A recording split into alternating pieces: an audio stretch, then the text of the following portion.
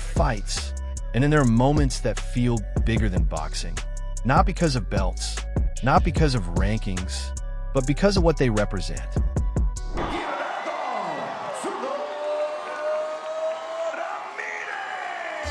Two worlds collide inside the same ring. Two Mexican warriors, two different paths, two different meanings of greatness. And when the lights go down, only one story continues the same way.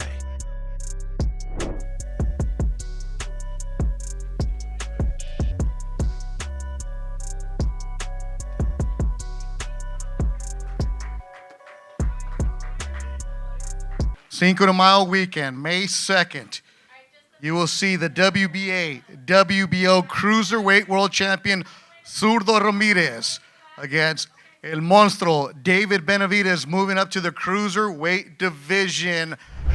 David Benavidez didn't become the Mexican monster by accident. He became it through pressure, through chaos, through refusing to take a single step back. Every fight he enters feels like a storm forming in real time. Slow at first, then impossible to escape. Comes upstairs and is trying to bring it into the night of Parker Medina. What a Medina! And David Benavidez has starched. But across from him, Gilberto Zurdo Ramírez built something different. Not chaos, but control. Not destruction, but construction. A fighter who doesn't rush greatness. He waits for it to reveal itself. Two champions, two identities, and neither one has ever fully been tested like this before. So far now, it's 2 rounds. It's short.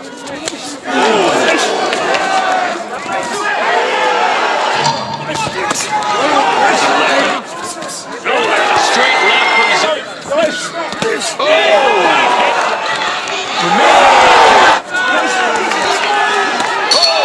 from this down. Used for a hook. Try to meet that move with a shot. Can't fight it going backwards. Couple right hands from shots. Shot. That may be the.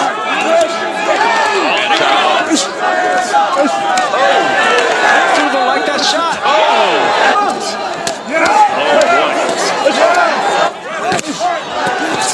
Check up from start for the Brit. And then that's the right hand. Fight night is not just about punches. It's about pressure you cannot see. The walkouts, the noise, the way the crowd splits without saying a word. One half believing in violence, the other believing in patience. Benavidez walks like someone who already knows what's coming. No hesitation, no fear, just forward energy, like the ring belongs to him before he even steps inside it. Right hand on the inside for Benavidez. Who's holding and hitting the referee's spot with it, apparently. One hand free, you punch with that one hand. I love the fact that the referee let him do that. Zurdo, on the other hand, walks like a man observing time differently. Slow breaths, controlled steps, eyes locked, not on emotion, but on understanding. Because for him, the fight starts long before the first punch. It starts in silence, and the silence before this fight is louder than anything inside the arena.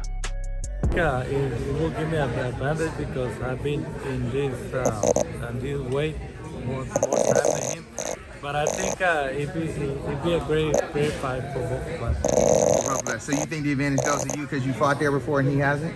Yeah, because we sparred before many times, and we know that he working hard. Every great fight carries one question. Not about skill, not about power, but about truth. What happens when an unstoppable force meets something that refuses to move? Benavidez has built his reputation on breaking resistance, on overwhelming fighters until they no longer recognize their own rhythm.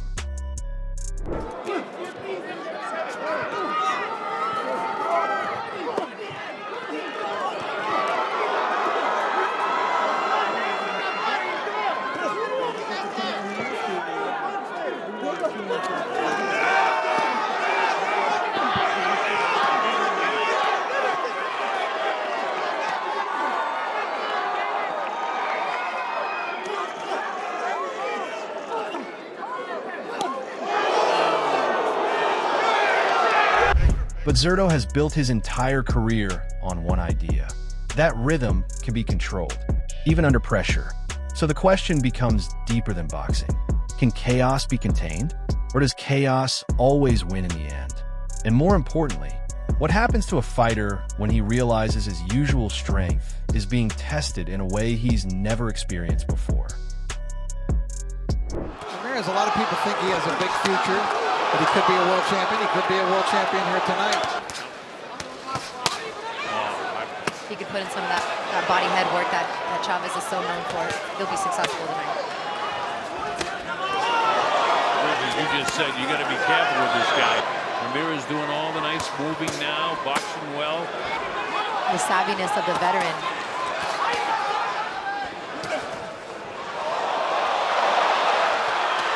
He's in there with the youthful 24-year-old who has no problem moving all around that ring all night long.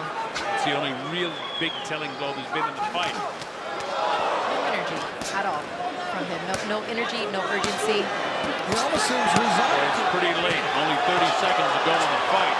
Not working for Arthur Abraham, and everything has worked for Gilberto Ramírez. Abraham tries to land a couple of shots. He does land one, but we're out of time, folks. It's all over. It's in the books. And now the new WBO Super Middleweight Champion of the world, El Zurdo, Gilberto Ramírez. So Gilberto Ramírez makes history, becoming the first Mexican at 168. Before punches are thrown, something else happens first. Recognition. Every fighter, at some point, realizes what they're really standing in front of. For Benavidez, it's not just another opponent. It's a man who doesn't panic easily. A man who won't break in the usual places. To be honest with you, I was trying to fight Bivol for all the belts, but he's taking the tuna fight. So I'm like, bro, instead of just waiting, you know what I mean? I'm gonna take another opportunity. And I sparred Zurdo before a lot. Yeah. Sparring for like 10 years. So Zurdo's at cruiser now? He's at cruiserweight. He has 2 belts at cruiserweight. No fucking So way. I'm like, bro, it just makes sense for me. And then Cinco de Mayo, we fighting 2 Mexicans fighting on Cinco de Mayo. So you know what I could see now? I could see you fight Usyk one day. I think that would be dope. On Netflix, that's he said. in the future. Yeah. But yeah, that shit would be dope. But yeah, since right now, I don't gotta lose weight. I'm basically just eating and staying at my weight. And I've never done that. So I might feel, this is probably gonna be the best I ever felt. For sure. And for Zurdo, it's not just pressure. It's something that keeps coming and doesn't stop coming, even when it should. That changes everything, because boxing is not only physical, it's psychological timing. It's what you start believing when things get uncomfortable. And in fights like this, belief shifts faster than momentum.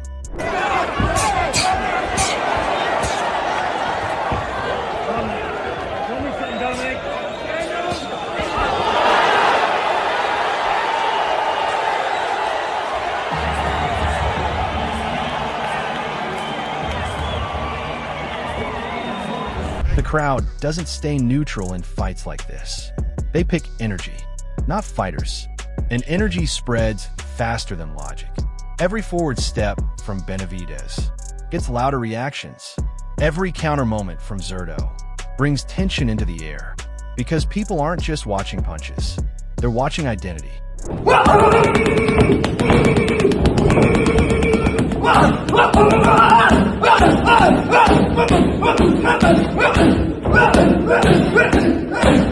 They're watching pressure trying to erase patience, and patience trying to survive pressure.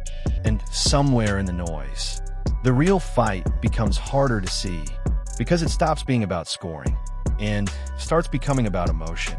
I think he will do great because he's a big guy, he's strong. It's interesting to see him in 175. I mean, I want to see him with the best, and I think he can be a world champion. He's my friend, but in the ring, we want to fight with the best, right? And he's one of the best, and I want to fight with the best too. There's a point in every great fight where strategy disappears and instinct takes over. That's when it becomes personal, not because of hate, but because of exhaustion, because both fighters start realizing this isn't going away easily. Benavidez will feel it in the shoulders. In the pace, he refuses to slow down. Two Mexicans in the ring. I mean, it's exciting, and I have a lot of respect for him, for his family, the dad, and I know them, all of them. We've been training for so many years, but I mean, we agreed to fight each other, but eventually, I think we'll... Zurdo will feel it in the space shrinking in front of him, in the pressure that keeps returning. And in that moment, it's no longer about game plans. It's about identity, survival. Who are you when your best tools stop feeling enough? Round, he got shook in the 10th round of that fight by a big right hand. So even brilliant boxers can fall susceptible to that right hand of Smith. Hey, Bernard Hopkins is an all-time great. This fight with Joe Smith ended with him outside the ring. So Joe Smith, give Joe Smith something to look at so he's not just coming in without getting hit with anything. That was a smart combination by Smith. He's not throwing the 1-2 anymore. He's throwing the 2-1. And that's actually the best thing to do.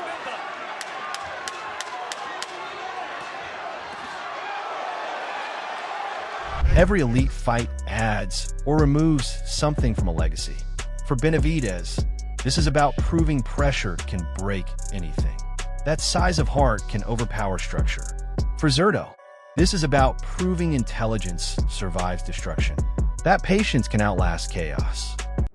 I knew that it will happen eventually, and right now is the dream come true because all the sparring, all the session that we did, and we knew each other. We knew that one day we will fight, and this is the right moment, like he said, because 200 will not be like a cutting weight or nothing. It be like natural, like those days in sparring.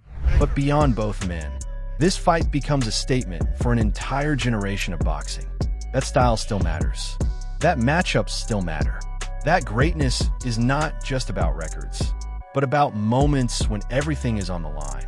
And when I signed the fight with Anthony Yard, I said, "Oh man, this is going to be a war." And then this is what I dreamt about. You know what I mean? Both of us going to war. I think it started. He cut me like around 6. I said, "You want to shoot out? Let's go for it then." And you see what I did. We stepped into Monstro's world and he got KO'd. When the fight ends, there will be no confusion about effort, only about the outcome.